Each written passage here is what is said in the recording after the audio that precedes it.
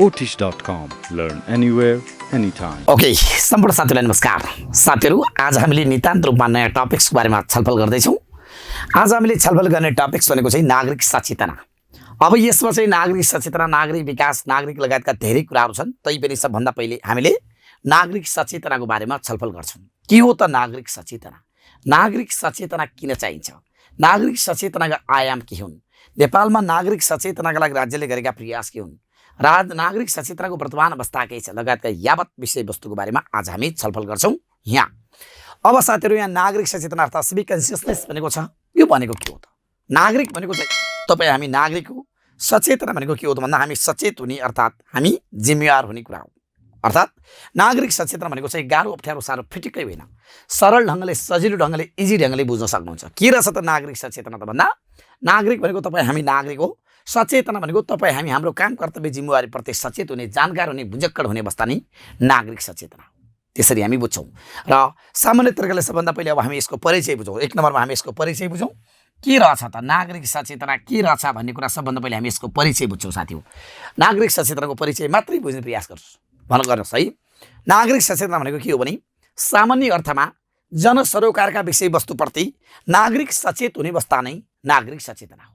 के भने मैले सामान्य अर्थमा जनसरोकारका विषयवस्तुप्रति, जनसरोकार भनेको के हो? यत्र तत्र सर्वत्र तपाईँका हरेक विषय, जे विषयसँग तपाईँ ठोक्किनुहुन्छ, जे विषयसँग तपाईँ चाहिँ टाँसिनुहुन्छ, जे विषय तपाईँका सम्बन्धित छन् नि हो, तीप्रति सचेत हुने, तीप्रति जानकार हुने काम नै नागरिक सचेतना। मैले के भने त भन्दा सामान्य अर्थमा जनसरोकारका विषयवस्तुप्रति के नागरिक सचेत हुने अर्थात् नागरिक जागृत हुने, नागरिक सुसुप्त हुने अवस्था नै के हो त भन्दा नागरिक सचेतना।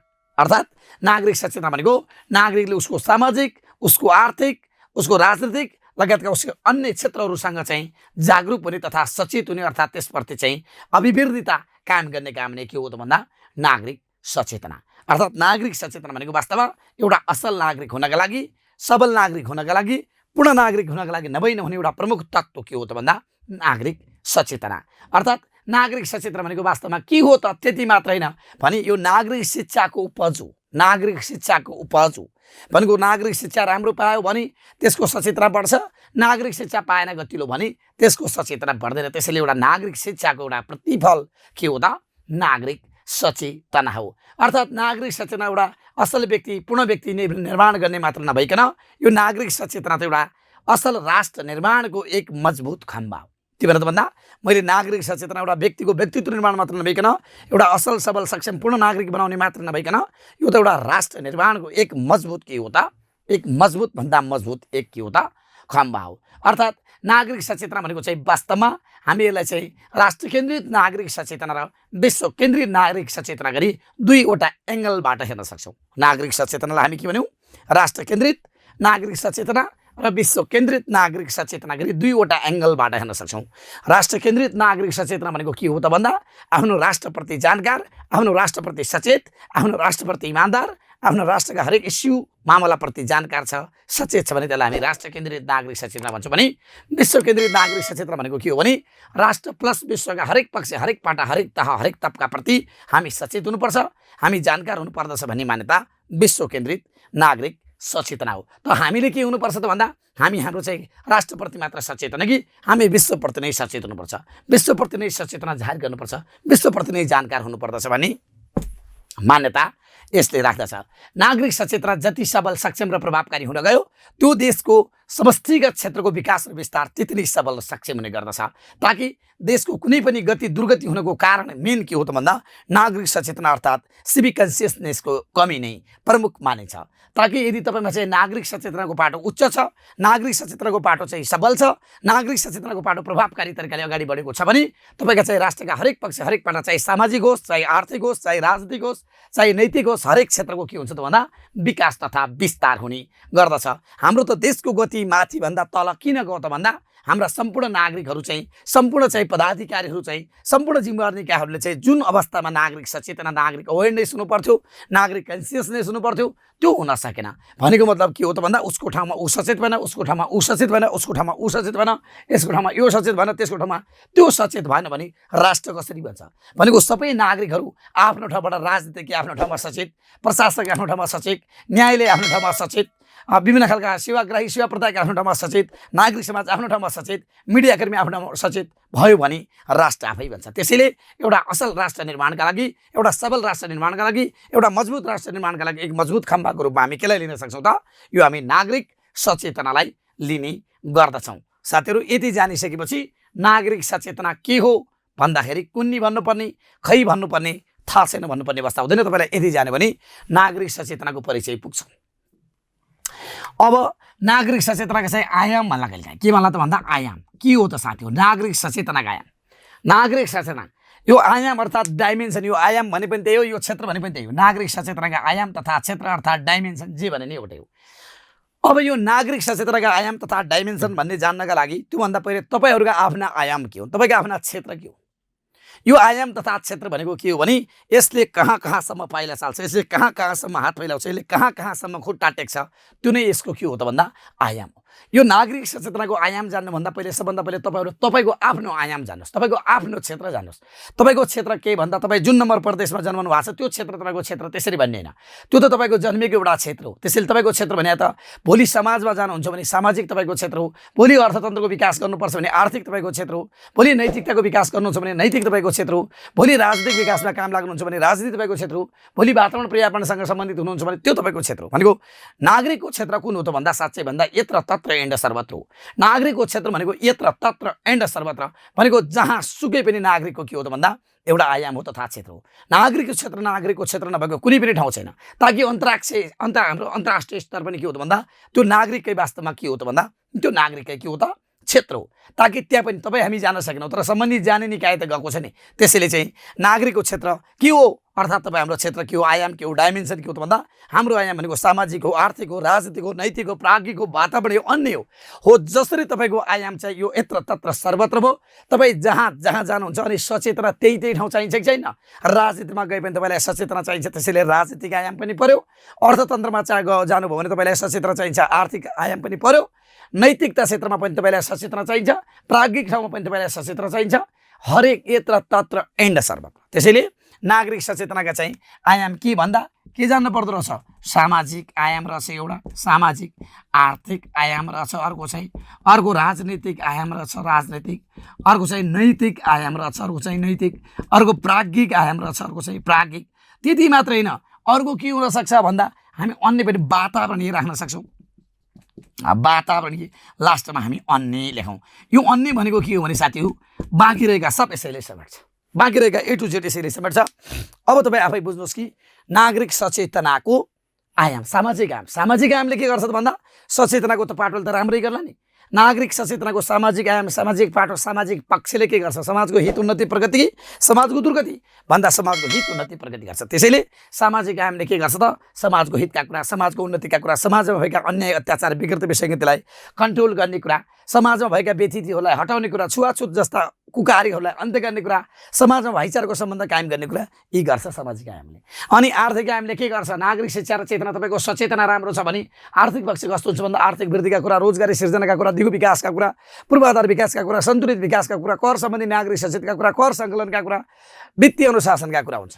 अनि राजनीति के हो त भन्दा तपाईँ सचेत हुनुभयो भने राजनीति के हुन्छ? स्वच्छ राजनीतिक चरित्र कायम हुन्छ, राजनीतिक निर्वाचनमा निष्पक्षता हुन्छ, दलीय स्वार्थभन्दा राष्ट्रिय स्वार्थ हाबी हुन्छ, राजनीतिक चाहिँ उतार चढावमा कमी हुन्छ आदि इत्यादि। नैतिक के हो त भन्दा तपाईँ सचेत हुनु पऱ्यो भने तपाईँको नैतिकता बढ्छ, तपाईँको इमान्दारता बढ्छ, तपाईँको व्यक्तित्व विकास हुन्छ, तपाईँ व्यक्तिगत स्वार्थभन्दा राष्ट्रिय स्वार्थमा लाग्नुहुन्छ, तपाईँले नातावाद कृपावाद जस्ता कुराहरूलाई त्याग्नुहुन्छ, तपाईँमा भएको भ्रष्टाचार जन्य क्रियाकलाप अन्त्य हुन्छ, तपाईँमा भएको नैतिकहीन कामलाई चाहिँ हटाउन यसले मद्दत गर्दछ। त्यसै गरी प्राज्ञिक के हो त? प्राज्ञिक क्षेत्रमा तपाईँ सचेत हुनुभयो भने भोलि सबल नागरिक हुन्छ, भोलि शिक्षित नागरिक हुन्छ, भोलि इमान्दार नागरिक हुन्छ, भोलि विज्ञ नागरिक हुन्छ, भोलि एउटा हरेक क्षेत्रमा चाहिँ ज्ञान सिपयुक्त नागरिक बन्न सक्छ।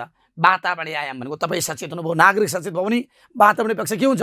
वातावरण सन्तुलन हुन्छ, वातावरणमा हुने उतार चढावको अन्त्य हुन्छ, वातावरण हुने खराबी आउन दिँदैन, सन्तुलित वातावरण, दिगो विकास, पूर्वाधार विकास लगायतका कुरा हुन्छ। अन्य भनेको के हो भने इकोलोजिकल सेक्टर राम्रो होला, अन्तर्राष्ट्रिय सम्बन्ध राम्रो होला लगायतका यी कुरा के हुन् त भन्दा आयाम। लानुहोस्, नागरिक सचेतनाका आयाम के भन्दा अब खै कुन्नी भन्नुपर्ने अवस्था छ नो।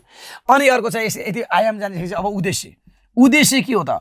नागरिक सचेतनाको उद्देश्य मैले तपाईँलाई भनिसकेँ, यिनीलाई उद्देश्य बनाउन सकिन्छ। ल हेर्नुहोस्, नागरिक सचेतनाको उद्देश्य लेखा भन्दा मैले अहिले तपाईँलाई कम्तीमा 1 2 3 4 5 6 झन्डै 30वटा उद्देश्य भने भर्खरै मैले भर्खरै मैले तपाईँलाई 30वटा उद्देश्य भने कहाँबाट भने त भन्दा यो के हो सामाजिक उद्देश्य आर्थिक उद्देश्य राजनीतिक उद्देश्य लेखे पनि हुन्छ तर मैले यहाँ भित्रबाट प्रत्येकलाई 4-5 बुँदा भनेको छु छैन त्यही नै उद्देश्य भनेको नागरिक सचेतनाको उद्देश्य लेखौँ न समाजबाट 2टा अर्थबाट 2टा राजनीतिबाट 2टा पर्यावरणबाट 2टा नैतिकताबाट 2टा प्राज्ञिकबाट 2टा अन्यबाट 2टा लेखौँ पुग्दैन ल हेर्नुहोस् नागरिक सचेतनाको उद्देश्य के हो त सामाजिक हित उन्नति प्रगति समृद्धि गर्नु समाजमा भएका अन्याय अत्याचार विकृति विसङ्गतिलाई कन्ट्रोल गर्नु भयो 2टा अनि अर्थतन्त्रको विकास तथा विस्तार गर्नु भनेको आर्थिक स्वतन्त्रता कायम गर्नु अनि राजनीतिक आदर्श मूल्य र मान्यतालाई आत्मसात गर्नु असल राजनीतिक नेतृत्व चयन गर्नु आवधिक निर्वाचनलाई स्वच्छ निष्पक्ष बनाउनु व्यक्तिमा नैतिकता इमानदारता कायम गर्नु व्यक्तिमा व्यक्तिवादी प्रवृत्तिको अन्त्य गर्नु प्राज्ञिक क्षेत्रको विकास र विस्तार गर्नु देशको दक्ष जनशक्ति निर्माण गर्नु वातावरणको सफलता सक्षमता कायम गर्नु वातावरणमा हानि पुर्याउने कमी कमजोरी पुर्याउने तत्त्वहरूको अन्त्य गर्नु र अन्य भनेको चाहिँ अन्तर्राष्ट्रिय सम्बन्ध प्रगाढ बनाउने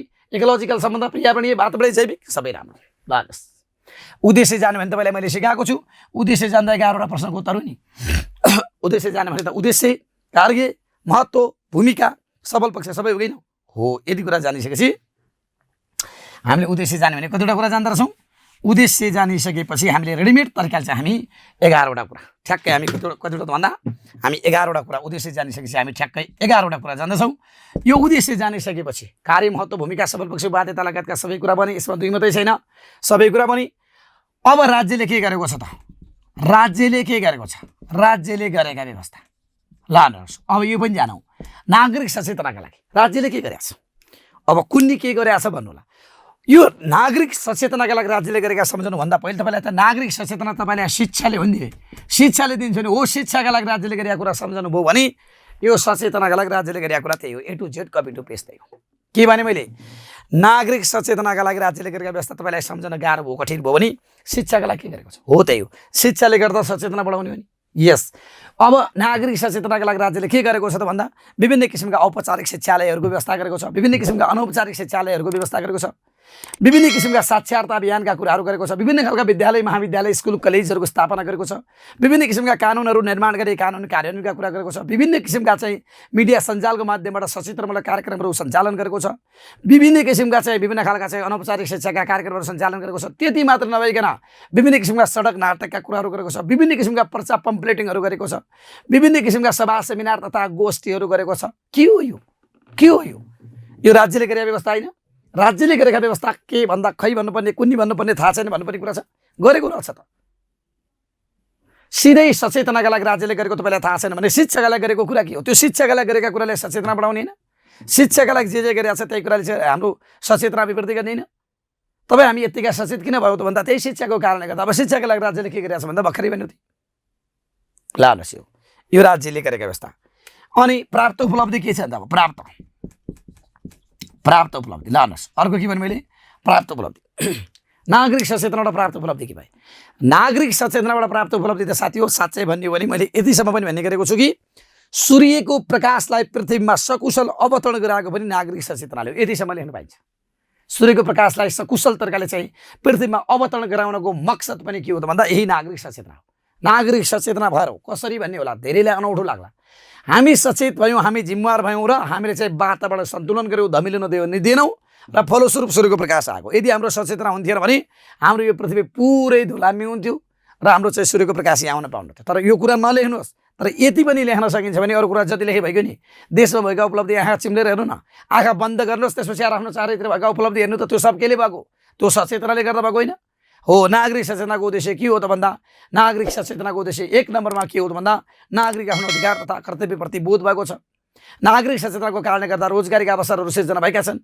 नागरिक सचेतनाको कारणले गर्दा ठुलोलाई सम्मान सानालाई माया कायम गरेको छ नागरिक सचेतनाको कारणले गर्दा वातावरण संरक्षण कायम गरेका छौँ नागरिक सचेतनाको कारणले गर्दा अन्तर्राष्ट्रिय सम्बन्ध भाइचारा भाइ सम्बन्ध कायम गरेका छौँ नागरिक सचेतनाको कारणले गर्दा देशको विकास पूर्वाधार विकास सन्तुलित विकास समावेशी विकास गरेका छौँ नागरिक सचेतनाको कारणले गर्दा देशको अर्थतन्त्रको विकास र विस्तार गरेका छौँ नागरिक सचेतनाको कारणले गर्दा स्वास्थ्य स्थितिलाई मजबुत बनाएका छौँ नागरिक सचेतनाको कारणले गर्दा चाहिँ हामीले चाहिँ हरेक क्षेत्रको चाहिँ हित उन्नति प्रगति समृद्धि कायम गरेका देशको अर्थतन्त्रलाई मजबुत बनाएका यही कुरा होइन यो तपाईँले चाहिँ नागरिक सचेतनाबाट प्राप्त भएका उपलब्धि भनेको त जहाँ जता लेख्नुहोस्। तपाईँले वातावरण विकास भएको छ लेख्नुहोस्, शैक्षिक विकास भएको छ लेख्नुहोस्, शिक्षाको विकास भएको छ लेख्नुहोस्, स्वास्थ्यको विकास भएको छ लेख्नुहोस्, पूर्वाधार विकासले भएको छ लेख्नुहोस्, वातावरणीय विकास भएको छ लेख्नुहोस्, अन्तर्राष्ट्रिय सम्बन्ध कायम भएको छ लेख्नुहोस्, समाजमा भएका अन्याय अत्याचार विकृत विषयगति कटौती हटेका छन् भन्नुहोस्, समाजमा हुने छुवाछुत अन्याय अत्याचारलाई फालेका छन् भन्न सक्नुहोस्, समाजमा हुने कटु आलोचना तथा द्वन्द्वहरूको अन्त्य भएका छन् भन्न सक्नुहोस्, गृहयुद्धहरूको अन्त्य भएको छ भन्नुहोस्,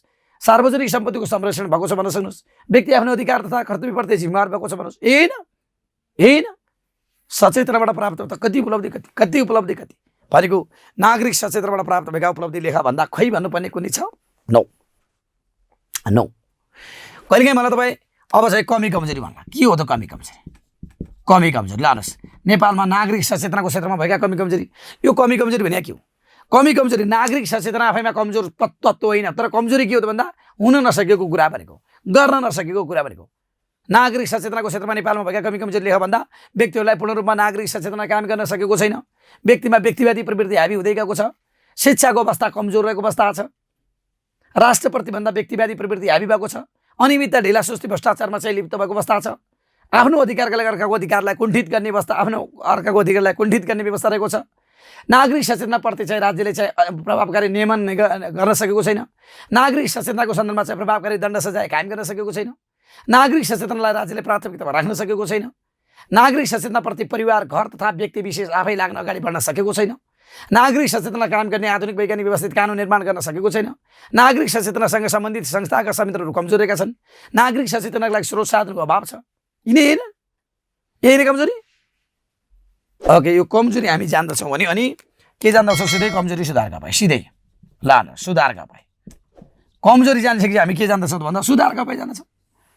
कमजोरी जान्नु भनेको के हो त भन्दा सुधारका पाए। के हो त सुधारका पाए के हो भने नागरिक सचेतनाका लागि राज्यले सबल सक्षम प्रभावकारी वैज्ञानिक व्यवस्थित नीति निर्माण गरी कार्यान्वयन गर्ने, नागरिक सचेतनासँग सम्बन्धित संस्थाका संयन्त्रहरूलाई सबल सक्षम र व्यवस्थित बनाउने, नागरिक सचेतनालाई राज्यले प्राथमिकतामा राख्ने, नागरिक सचेतनाप्रति व्यक्ति परिवार तथा घर समाज नै के हुने अग्रसरताका साथ अगाडि बढ्ने, नागरिक सचेतनाको क्षेत्रमा भएका कमी कमजोरीलाई उचित ढङ्गले चाहिँ दण्ड पुरस्कार प्रणालीलाई आत्मसात गर्ने, नागरिक सचेतना कायम गर्नका लागि संस्थागत क्षेत्रको विकास विस्तार गर्ने, नागरिक सचेतना विकास गर्नलाई दक्ष जनशक्ति निर्माण गर्ने, नागरिक सचेतना नै राज्यको सर्वाङ्गीण हित हो भन्ने खालको चाहिँ नागरिकमा चाहिँ सचेतना अभिवृद्धि गर्ने। यही न लालच। अब अवस्था के छ? वर्तमान अवस्था त हामीले भन्यौँ। अब वर्तमान अवस्था के छ? लानुहोस् वर्तमान अवस्था। अब हामीले के भन्यौँ त भन्दा सबै कुरा भन्यौँ। वर्तमान अवस्था के छ? अनि तपाईँलाई मैले वर्तमान अवस्था लेख भन्दा के सिकाएको? तपाईँले मैले वर्तमान अवस्था लेख्नु भन्दा के लेख्नुपर्छ भनेर सिकाएको। वर्तमान अवस्थामा मैले भनेको के हो त भन्दा जस्तो तपाईँको अहिले वर्तमान अवस्था के छ? वर्तमान अवस्था के छ भन्दा तपाईँले मेरो वर्तमान अवस्था खतरा छ भन्न पनि पाउनुहुन्न, मेरो वर्तमान अवस्था खत्तम छ भन्न पनि पाउनुहुन्न। त्यसो भने के छ त? तपाईँको वर्तमान अवस्था मोडरेट छ। मोडरेट भने के हो? ठिक पनि छ, बेठिक पनि छ, खतरा पनि छैन, खत्तम पनि छैन भनेको हो। यस्तो कुरामा कसरी भाषा मिलाउने त भन्दा नेपालमा नागरिक सचेतनाको वर्तमान अवस्थालाई निहाल्दा अत्यन्त उत्साहजनक अवस्था पनि छैन र अत्यन्त निराशाजनक अवस्था पनि छैन। यसका केही सबल त केही दुर्बल पक्षहरू रहेका छन् जुन निम्न छन् भनेर पहिले यहाँ के लेख्ने? गुटुङटुङ यहाँ सबल लेख्ने, अनि सबल लेखिसकेपछि त्यसपछि यहाँ के लेख्ने त भन्दा दुर्बल लेख्न लानुहोस्। अब सबल के हो भन्दा माथि यहाँ राज्यले गरेका व्यवस्था त्यो सब सबल हो। विभिन्न खालका नीति नियम तथा कानुन व्यवस्था गरेको छ, संस्थाका संयन्त्रहरू खडा गरेको छ, राज्यले यसलाई प्राथमिकतामा राख्नलाई प्रयास गरेको छ, सभा सेमिनार तथा गोष्ठीहरू आयोजना गरेको छ, मिडिया सञ्जालबाट सचेतना अभिवृद्धि गरेको छ। यी सबल हो। दुर्बल के हुन्छ भन्दा नागरिक सचेतनालाई अपेक्षाकृत रूपमा अगाडि बढाउन सकेको छैन। जतिसुकै गरे तापनि नागरिकलाई जुन रूपमा सचेत बनाउनु पर्ने हो त्यो अनुसार कायम गर्न सकेको छैन। नागरिक सचेतनालाई राज्यले आफ्नो दायित्व हो भन्ने तरिकाले बोध गर्न सकेको अवस्था छैन। नागरिक सचेतनासँग जिम्मेवार निकायहरू चाहिँ आफै चाहिँ सचेत नभएको अवस्था छ। नागरिक सचेतनाको प्रतिफल प्रति नागरिकलाई जानकार छ। यी कुरा लानुहोस्। यति कुरा जानिसकेपछि आनन्द ढङ्गले सरल ढङ्गले इजी ढङ्गले हामी के जान्न सक्ने रहेछौँ भन्दा नागरिक सचेतना। साथीहरू यो वास्तवमा चाहिँ भेरी सिम्पल टपिक छ, सरल टपिक हो। सरलै त होइन, बुझेन भने त जटिल छ, तर बुझ्यो भने यो यति सजिलो टपिक छ। नागरिक सचेतना भनेको छ, नागरिक भने तपाईँ हो, सचेतना भनेको तपाईँको चेतनशीलपना, तपाईँको कन्सियसनेस, तपाईँको अवेरनेस भनेको मतलब चाहिँ यति कुरा जानिसकेपछि अब हामीले खासै यहाँ जान्दिनँ, बुझ्दिनँ, गाह्रो छ, अप्ठ्यारो छ भन्नुपर्ने ठाउँ मैले चाहिँ देख्दिनँ। त्यसैले सबैभन्दा मेन कुरा के हो भने म सक्छु भन्ने कुरा बुझ्नु पर्यो। म सक्छु भन्ने जस्तो तरिकाले अगाडि बढ्यो भने सकिन्छ, म सक्दिनँ भन्ने तरिकाले अगाडि बढ्यो भने त्यो सक्दैन। ओके, यति कुरा जानिसकेपछि अब नागरिक सचेतना के हो भन्ने कुरा सजिलो ढङ्गले जान्नु छ। अब यसैपछि हामी नागरिक अन्यको धेरै विषयवस्तु पढ्छौँ भनेको नागरिक विकासका कुरा लगायत धेरै होलान्। यति चाहिँ जानिसकेपछि हामी नागरिक सचेतना के हो भन्दा अब खै कुन्नी थाहा छैन भन्नुपर्ने अवस्था छ जस्तो मलाई लाग्दैन। यति जानिसकेपछि नागरिक सचेतना जान्नु छ। ओके, यसलाई हामी यत्तिकै बिचमा रौँ। यसपछि हामी यसैको अर्को पाटो, अर्को टपिक, अर्को टुक्रोमा हामी छलफल गर्छौँ। सम्पूर्ण साथीहरूलाई यी नोट पनि मजाले हेर्नु होला। फेरि हामी अर्को भिडियोमा लगत्तै भेट्नेछौँ।